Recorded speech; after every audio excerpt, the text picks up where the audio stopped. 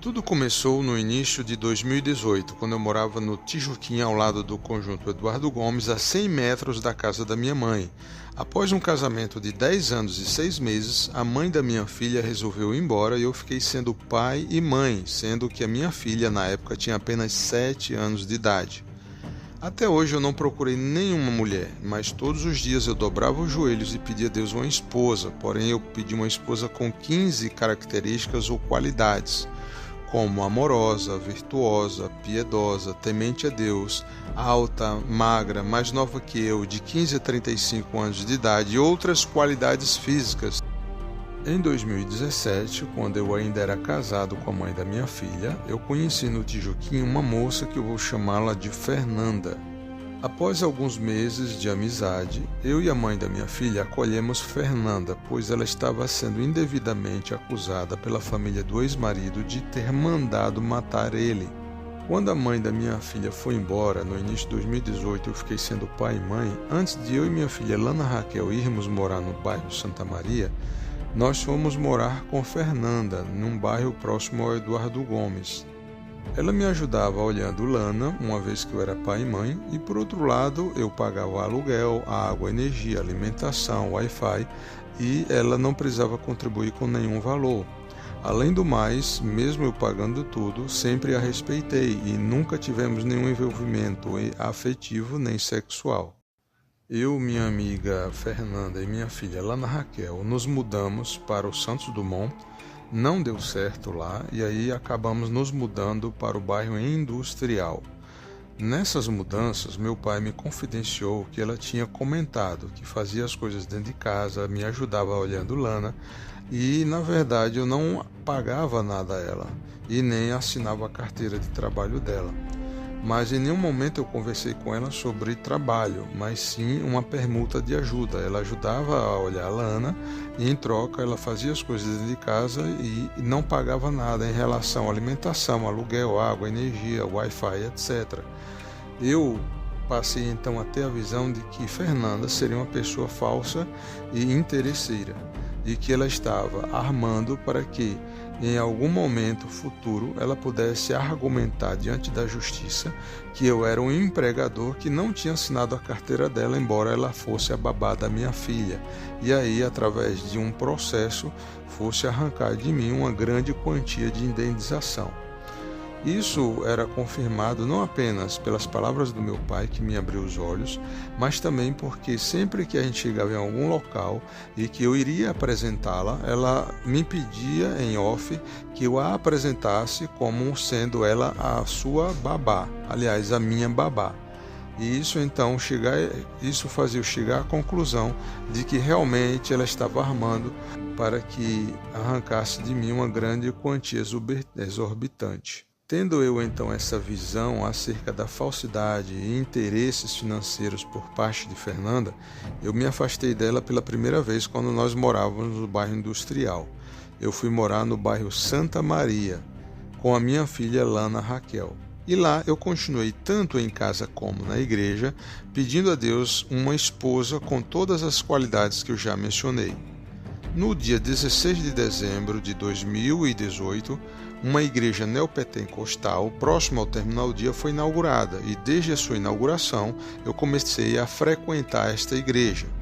No início de 2019, em uma certa sexta-feira, eu dobrei os joelhos em casa, com o rosto no chão, no bairro Santa Maria, e eu pedi a Deus mais uma vez a esposa tão sonhada. Nesta mesma sexta-feira à noite, eu fui à igreja e eu conheci Cristina no final do culto. Nós fomos morar juntos, eu, a minha esposa Cristina e Lana Raquel, formando assim uma família. Após a gente formar uma família e estarmos convivendo já algumas semanas, ela me confidenciou que na verdade tinha fugido de casa e quando eu a conheci ela estava morando nas ruas e dormindo debaixo do viaduto que fica próximo à igreja. Poucos dias depois que minha esposa Cristina confessou a mim que ela tinha na verdade fugido de casa, que estava morando nas ruas quando eu a conheci lá na igreja, Fernanda nos ligou e sugeriu que a gente fosse morar lá com ela, no bairro Industrial novamente, na mesma casa que a gente tinha morado. Eu não enxerguei na época, mas Depois eu pude ver que o interesse dela é que eu voltasse para lá, porque se eu continuasse no bairro Santa Maria com Cristina, ela é que teria que pagar o aluguel da casa que antes eu estava pagando sem ter nenhum vínculo afetivo ou sexual com ela. Seria muito interessante para ela voltar a morar lá, porque quem iria pagar todas as contas seria eu. A nossa suposta amiga Fernanda argumentou que seria muito bom a gente trabalhar na obra de Deus juntos. Eu tinha muito esse sonho de trabalhar com ações sociais e também pregando o Evangelho da Graça e ensinando a Bíblia Sagrada. Sendo assim, a gente, em comum acordo, nos mudamos, eu e Cristina, Ilana, Raquel, indo morar novamente na mesma casa no bairro Industrial. No bairro Industrial, estando morando todos juntos, eu, minha esposa Cristina, minha filha Ilana, Raquel e Fernanda, essa última começou de forma sutil a tentar fazer com que Cristina fosse embora de casa. Ela não conseguiu, então ela conversou comigo: você vai continuar com a moça que provavelmente é menor de idade dentro de casa? Daí eu voltei a tentar convencer Cristina de entregar ela para a mãe, que antes ela dizia que preferia voltar para a rua, mas não voltava para a casa da mãe. Eu gostaria de fazer sim o que era correto diante de Deus, pedir Cristina em namoro, noivar, casar, fazer tudo corretamente. E a palavra da minha suposta amiga Fernanda fez com que eu voltasse a ter essa visão de que seria sim importante entregar ela para a mãe, mas desde que Cristina concordasse, eu não ia fazer nada contra a vontade dela. Eu argumentei: você saiu de casa, fugiu e não levou documentos. E se você precisar ir a um posto de saúde ou qualquer outra necessidade que precise dos seus documentos? Então façamos assim: se você concordar, eu levo você até a casa da sua mãe, a gente se apresenta como pessoas que a gente é da igreja, e você tenta, de outra vez, se ela não concordar, fugir da casa da sua mãe voltando para a nossa casa. Ela não sabe onde a gente mora e aí dessa vez você vem com seus documentos. Ela concordou, então ficou marcado para no dia seguinte eu levá-la até a casa da sua mãe. Eu e Fernanda levamos Cristina de carro, de táxi, até a casa da mãe. E lá eu pude, pela primeira vez, perceber falsidade, uma vez que eu comecei a evangelizar, compartilhando a palavra de Deus com a mãe de Cristina, peguei amizade com ela, mas antes de terminar a mensagem, ela começou a dizer que a filha dela, Cristina, falava mal da mãe e que ela estava no táxi esperando por ela e se ela não queria vê-la, coisa que a gente tinha combinado de deixar passando toda a corrida do táxi, eu iria pagar por último, mas primeiro tinha que pegar amizade com a mãe para sondar se deveria entregar ou não. A mãe foi até o táxi juntamente conosco e agarrou a filha, Cristina, e por fim Cristina foi arrastada para casa, a mãe segurando na camisa.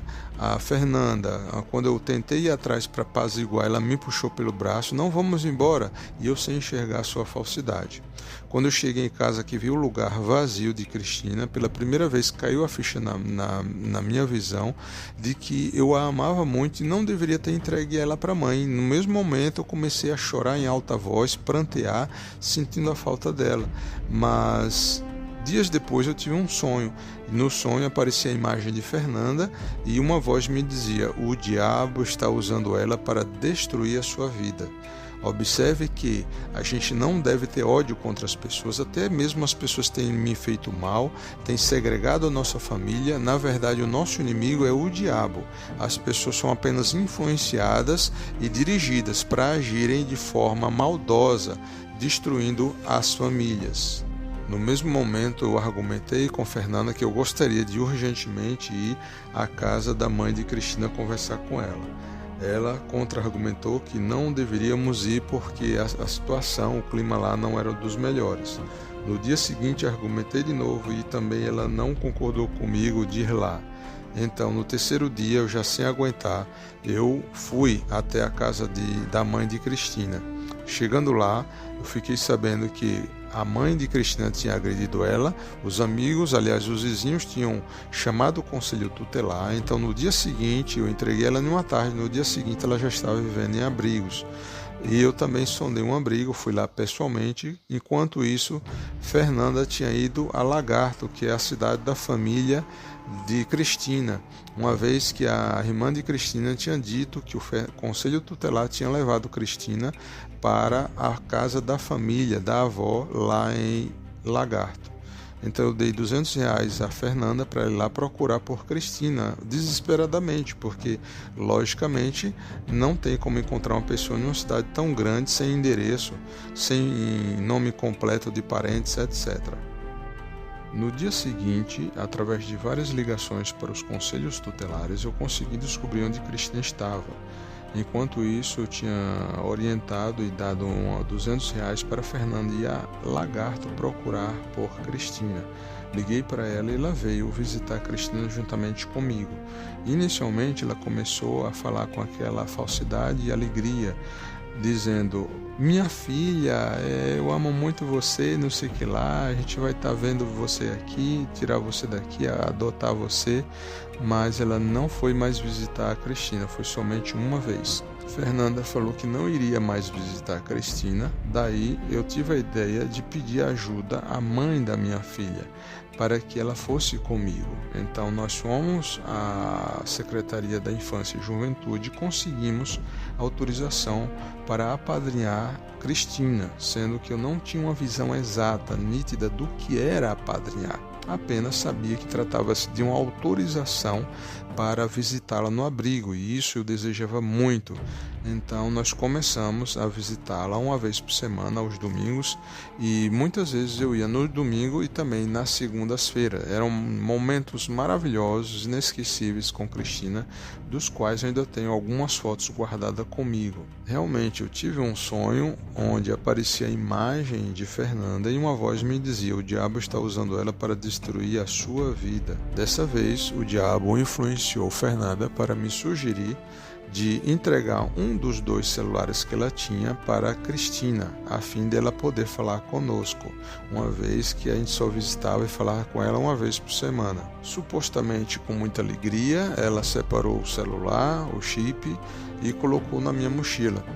E eu, quando fui visitar Cristina, na próxima visita, no final de semana, no domingo, eu apenas comuniquei a Cristina que Fernanda tinha disponibilizado um celular para a gente poder se comunicar. Imediatamente, Cristina, como sendo minha esposa, ela tinha autorização de mexer na minha mochila à vontade. Todas as vezes que eu ia lá, ela mexia. Dessa vez, ela na mesma hora pegou a mochila, abriu, procurou o celular, achou e escondeu na sua roupa. Observe que o celular não era meu, eu não entreguei a Cristina, apenas comuniquei a disponibilização da nossa suposta amiga Fernanda.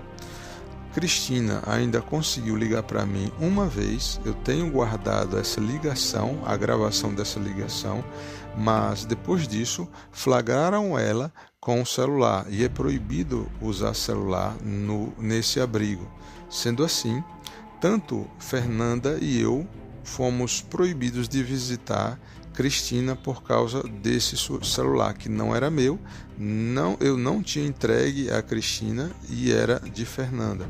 Fernanda não foi mais visitar, foi proibida as suas visitas, mas de uma forma ou de outra já fazia tempo que ela não ia e nem amava a Cristina, então isso não fez nenhuma diferença para ela, mas para mim fez muita diferença. Eu comecei a sofrer muito por não ver Cristina, não ter contato com ela, não apenas no meio de semana, mas a semana inteira. Comecei a ficar sentado na calçada próximo ao abrigo aos domingos, a tarde inteira, esperando alguém passar, indo para o abrigo, para eu tentar entregar alguma carta, e algumas dessas pessoas que receberam a carta, em vez de entregar a Cristina, entregaram a coordenação desse abrigo, piorando ainda mais a nossa situação e aumentando mais o crime de segregação que já tinha se iniciado na nossa vida. Cada vez mais eu enxergava falsidades por parte de Fernanda e eu decidi me afastar dela mais uma vez, voltando a morar na casa onde morava eu e Cristina, lá no bairro Santa Maria. Até porque, se fosse o caso de Cristina fugir do abrigo, ela saberia onde eu estava, na casa em que a gente morou juntos e que a gente iniciou nossa família.